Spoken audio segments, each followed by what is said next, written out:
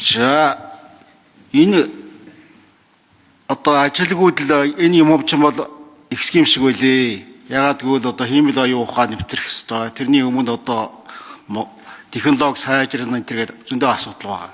За энэ эрүүл мэндийн салбарт төр Европын тэр стандартыг баталжуул яад юм бэ? Тэр эмэн дээрээ. Тэгэл болоо шүү дээ. Тэрийг авчирж оруулж ирээл. Ийм цөөхөн хамтаа юм чи бид нар чанартай юм хэрэглэх хэрэгтэй. Тэр талаар юу бодож байна? Эрүүл мэндийн сайд. За энэ ховчлох асуудал юу болж байна? Энэ олон төрлийн өмчтэй компаниудаа хизээ өвчлөх юм. За энэ Эрдэнэт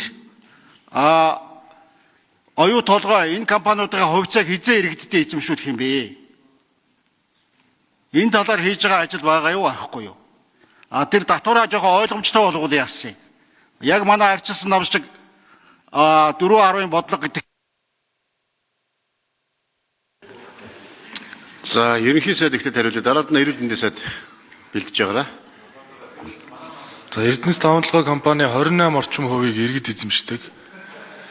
За энэ баг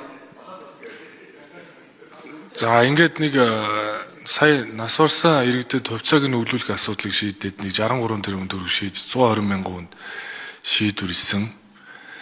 Гэхдээ энэ төрийн өмч компани бүтээн засаглал ил тод байдлыг сайжруулах хуулийн нийтийн өмчийн хууль 2 их хурлаар батлагдсны дараа засгийн газраас төрийн өмчт компанид баримтлах чиглэлээ оруулж ирэх нь зүйтэй гэж үзэж байгаа.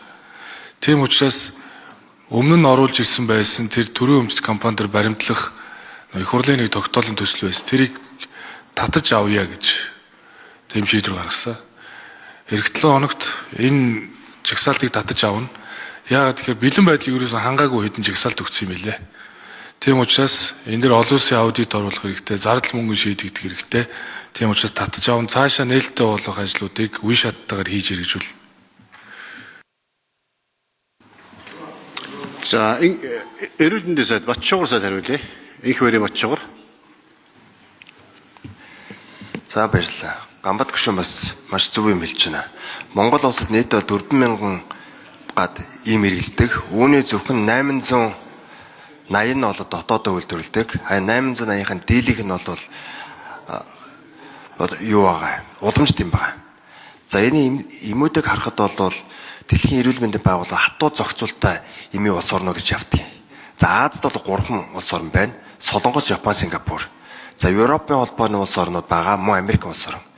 Тэгэхээр яг манай эрүүл мэндийн яамны бодлого бол энэ төрөвчлсөн байдлаар хатуу зохицуултаа улс орнуудын эмүүдийг бүртгэхээр тийм одоо журмын өөрчлөлт явж байгаа.